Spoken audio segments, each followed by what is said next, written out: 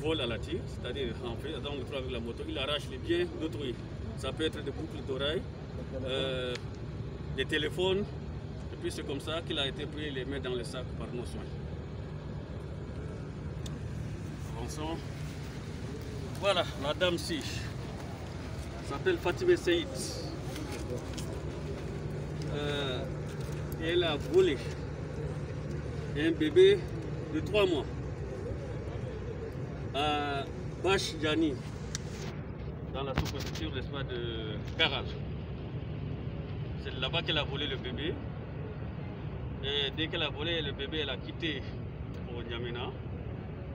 La police nationale a alerté, s'est mise, n'est-ce pas, à sa trousse. Et elle a pu l'arrêter. Donc la voici. Tout comme tous les autres, ils seront mis à votre disposition et l'enquête déterminera les responsabilités. D'avoir répondu à l'invitation de la police nationale. Comme vous avez pu le constater, le but de cette invitation est de vous présenter 19 malfrats qui opèrent ici à N'Djamena et dans les environs, que nous avons, n'est-ce pas, appréhendé pour diverses infractions. Vous avez d'abord un premier groupe constitué de 2 personnes, dont le cerveau est Nouradine Mamad Ali Sakin, qui a créé une entreprise. Et son entreprise s'est transformée en un secrétariat général du gouvernement où il prend, n'est-ce pas, des dossiers avec les paisibles citoyens sous prétexte qu'il va les intégrer à la fonction publique. La police nationale a suivi ses traces et elle a eu à l'interpeller avec ces matériels que vous avez vus, en plus de 14 dossiers de personnes qu'il a arnaqués pour l'intégration. Et celui qui est à ses côtés est son beau-frère, qui s'appelle Hissène Koti Hamid. Et c'est son beau là qui lui cherche, n'est-ce pas, les clients, c'est-à-dire les jeunes à la recherche de l'emploi, à la fonction publique, bien sûr. Notre groupe, le deuxième, il est constitué de 4 personnes que la police a interpellées pour vol à main armée, coups et blessures volontaires et complicité et RSL. Ce groupe utilise des astuces pour attaquer les clandomènes. C'est pourquoi en date de 7e mois, ils ont utilisé des astuces pour demander à M. Moussa Hissène Mahmoud, qui est clandomane, de les déposer quelque part. Et ils sont 2, à savoir Amin Mamad Hissène et Abdraman Mahamad Moussa, tout en prétextant que l'un d'entre eux est blessé et qu'ils les déposent, n'est-ce pas, dans leur quartier. Arrivé non loin de la mosquée Bilal, Abdraman a asséné un coup de marteau. 3 coups à l'aide de marteau sur la tête du pauvre Moussa Hissène qui est tombé dans ce corps. Et la police nationale a mené des investigations poussées et elle les a arrêtés.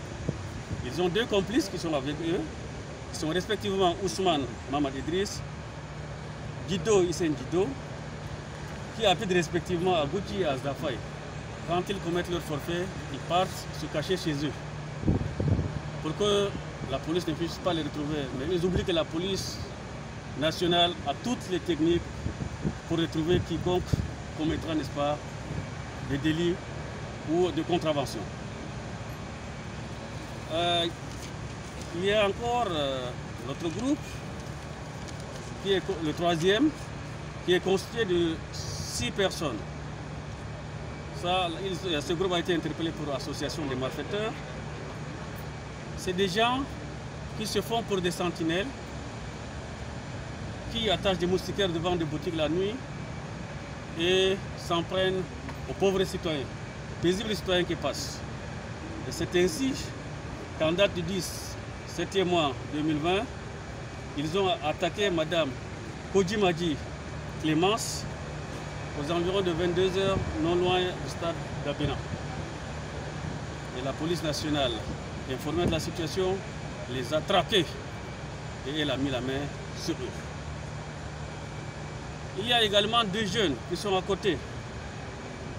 Le 4e groupe, effectivement, constitué de Brahim Hadji Hassan et de Saleh Adam. Ceux-là sont des agresseurs. Et pour preuve, Brahim Hadji Hassan a été mis sous mandat de dépôt le 20 juillet 2019 pour coups et blessures volontaires. Et subitement, le 7 novembre 2019, il s'est retrouvé mis en liberté. Et voici le certificat de mise en liberté signé par le régisseur. C'est la question que je me pose. Quelqu'un qui est mis sous mandat de dépôt pour crime puisse se retrouver en 4 mois au quartier pour commettre encore d'autres forfaits.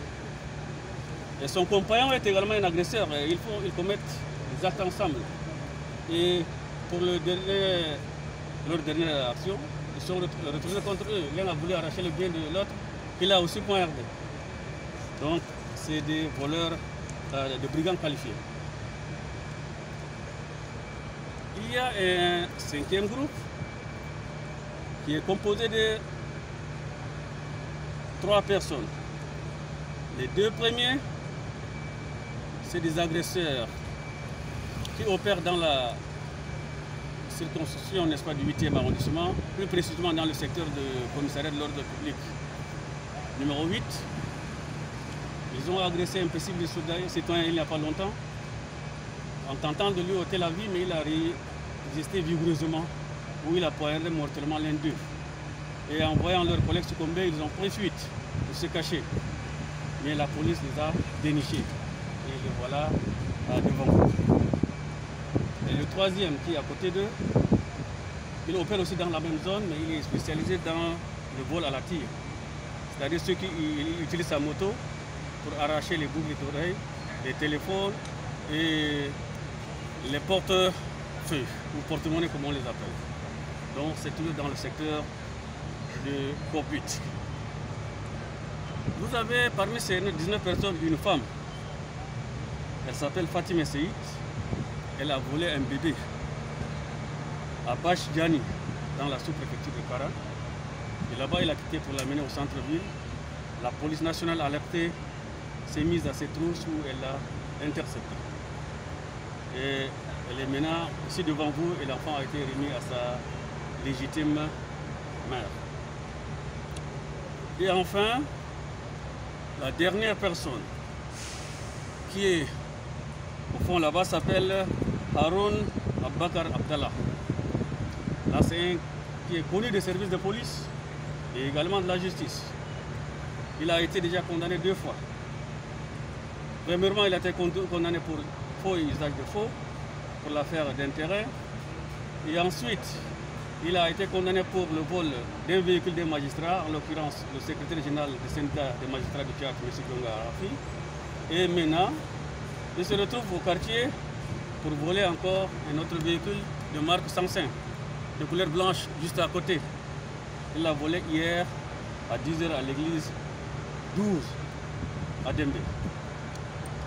Mesdames, Messieurs les journalistes, une fois de plus à travers vos micros, nous lançons un appel pressant à la population pour qu'elle nous fournisse les informations nécessaires, qu'elle puisse dénoncer les malfrats qui pullulent dans nos carrés, nos quartiers et arrondissements, et surtout que le 21-21, qui est notre numéro d'appel, est disponible 24 h sur 24.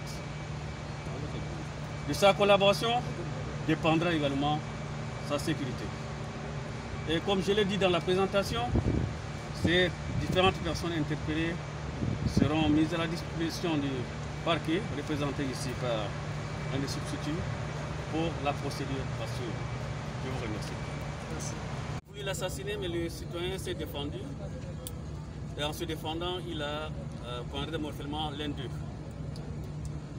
Et eux, voyant leur complices, leurs compagnons tombés. Ils ont pris fuite pour se réfugier au quartier. L'un d'eux a été rattrapé par la police et il est déjà à la maison d'arrêt. Et les deux, la police a poursuivi ses enquêtes et elle a mis la main sur eux. Le troisième, leur compagnon, leur voisin, pas leur compagnon. Celui-là, c'est le propriétaire de la moto Aoudou juste à côté. Ça, c'est un voleur connu des services de police et également de la justice.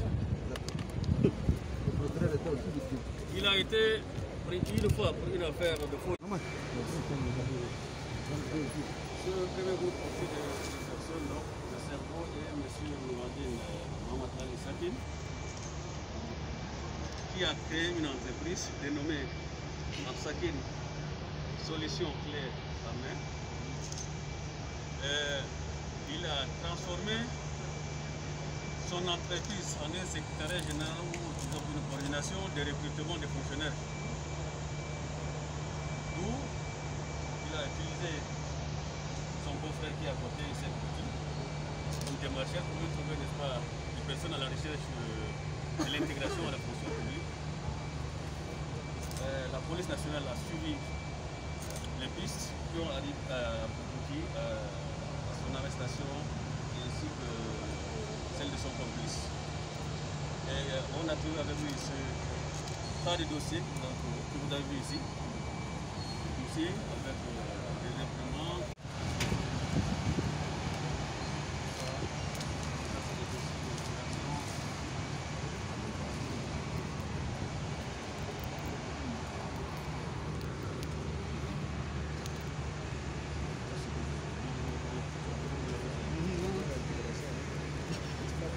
Voilà.